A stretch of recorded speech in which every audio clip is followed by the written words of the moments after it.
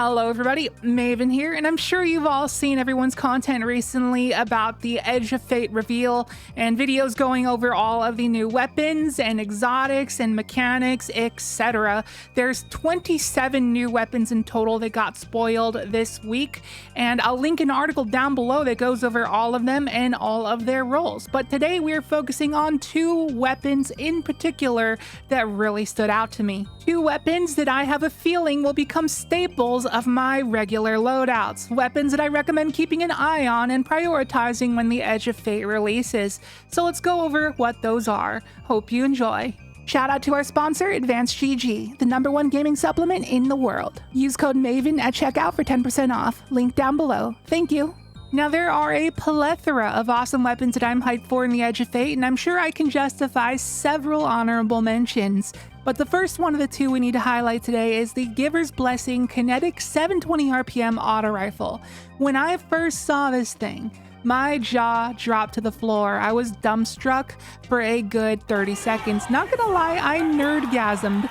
So to give you some backstory, like a year or two ago, when the Saint 14 weapons came back at Failsafe in the helm, we got the reprised Breachlight, Martyr's Retribution, Patron of Lost Causes, and Perfect Paradox. But one Saint 14 weapon that didn't come back, that I was really hoping would come back, was the Steel Feather Repeater 720 RPM Kinetic Auto Rifle, because that thing was awesome back in the day in Season of Dawn. And not only was this one of my most wanted reprised weapons of all time, but I specifically wanted it to come back with the role of rewind rounds and kinetic tremors, because that, in my opinion, is the greatest possible 2-perk combination that a primary, or special for that matter, can have in this video-based game. At the time, no 720 RPM auto rifles got kinetic tremors until we got the reprised Chroma Rush, but unfortunately, it didn't have rewind rounds. So when I saw that the new Giver's Blessing can roll with rewind rounds and kinetic tremors, that's why I nerdgasmed hard. This is like one of my dream weapons come true. And let me show you a clip with my Rufus's Fury with rewind rounds against Carl, so you can see just how long rewind rounds allows you to fire. With 720 autos at max mag size, they can hold 72 rounds in the mag with extended mag and adept backup mag. And for an auto rifle, that's a very generous amount of shots, especially to abuse the heck out of rewind rounds. So with this combination, you can fire off well over 100 rounds in a single magazine. Pair that with enhanced kinetic tremors, which will proc in just 11 shots on auto rifles, and I think you can imagine why this is going to be one of, if not the most incredible primary weapon in the game. You'll probably be able to proc tremors like 5 or 6 times in one magazine. It may not have the orb generation like the Multi-Mock does, but just from the sheer mag size and double the effective range, I'm sure that it will more than make up for that. So in my head, this is like a theoretical, perfect primary weapon, but I do have just two concerns. One, the way the weapon looks. I saw some footage of it, and it looks so huge and chonky, and the scope is a little thick for my liking. And unfortunately, that's just kind of the theme with 720 autos at this point, and I'm kind of sad about that. Like, who remembers the Veiled Threat that came out last year? That 720 auto literally took up half your screen. That's like the one thing I really dislike about 720 autos. So there's that. It'll take some getting used to, and I really hope that the weapon has a good and satisfying sound effect to go along with it, so it at least feels somewhat satisfying to use. My other concern with the weapon, which is not really a problem in general, but it's just a me problem, is that I fear I won't really have the chance to use it much, because the Supremacy, in my opinion, is like the best special weapon in the game, and it never leaves my loadout. I have been maining that weapon for the past year, and I can't see myself removing it anytime soon because it's just too good. Enhanced kinetic tremors on it procs in just 2 shots, so it doesn't matter if you miss your crits with this sniper, because tremors will always allow you to do good damage, and because of that, it's excellent at both close and long range. And because of rewind rounds, it can shred bosses and champions. Once again, rewind kinetic tremors pulling through is just a nasty combo on either primaries or specials, making it one of the best weapons in the game. So yeah, that weapon is just glued to my loadout, and it's not often that I remove it. and I don't think there's any energy slot special weapon that could possibly replace it and allow me to run the new Giver's Blessing, but if the opportunity arises, it will be there waiting for me. But on that same note of not being able to stop using the Supremacy, the other weapon we are highlighting today is the Phoneutria Fera, which is an energy slot primary that would allow me to keep my Supremacy on. Now this thing is the brand new Spread Hand Cannon Archetype, so essentially it's just a primary shotgun. And a primary shotgun is something I've always wanted in Destiny 2 for a very long time, but I never expected it to come in the form of a hand cannon. But you know what? I'll take it. First off, this thing looks beautiful. I love those 3 plates it has running along the top of it.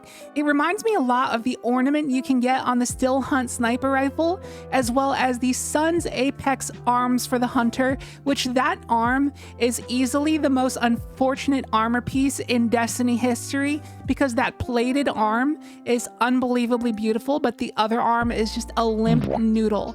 If it was mirrored on both sides, these would easily be the coolest hunter arms ever. Bungie, if you can make this change in a future patch, that would be the ultimate Christmas gift. Anyways, huge tangent. The Phoneutria Fera is beautiful. It's a solar shotgun hand cannon, 100 RPM by the way, so it's pretty slow, but I have a feeling that it will make up for that and how hard it will hit.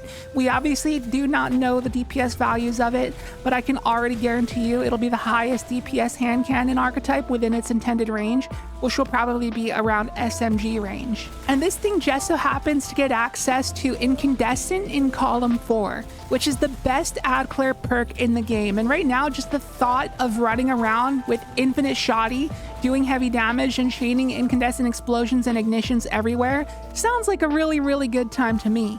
But in the first column, there's not too much worth writing home about as far as I know.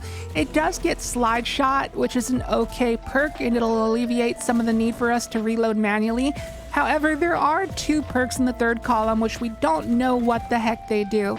There's Transcendent Moment and Proximity Power. Now, if I had to take a wild guess, Transcendent Moment sounds like it'll give you like a 50% damage buff while you are transcendent. Or perhaps maybe it'll just statically give you 10% more damage if your Transcendent meter is fully charged. I don't know. But if it has anything to do with Transcendence, then it doesn't seem like the most appealing option in the world, in my opinion.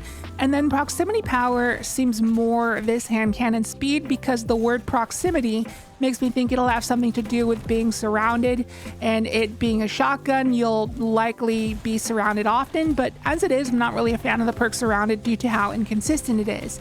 I really wish it lingered a bit like the Synthoceps buff, but the fact that it goes away instantly once you kill one of the 3 ads surrounding you is terrible. But I'm hoping what Proximity Power does is it will give you like a 20% damage buff if you are like within 10 meters of an enemy, similar to how the perk Keep Away works, how it procs when you're 10 or more meters away from an enemy.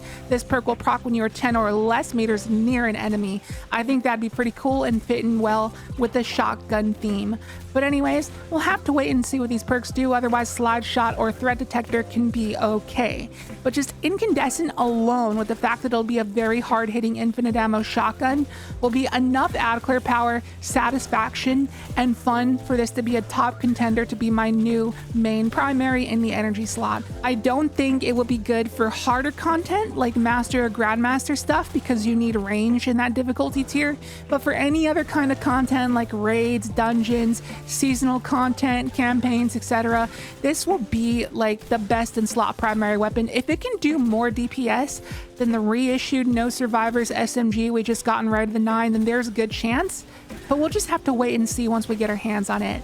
And that's going to do it for our 2 highlighted weapons of the day. Again, there's so many honorable mentions, like that Arc Mountaintop, which can get Volt Shot, that Rocket Frame Pulse Rifle that does a lot of damage but chews through ammo like nobody's business, and the reissued Forgiveness, which is actually getting the Broken Tap the Trigger Head Seeker roll. There's just so much to look forward to, and from the gameplay that was revealed, Edge of Fate is looking pretty promising.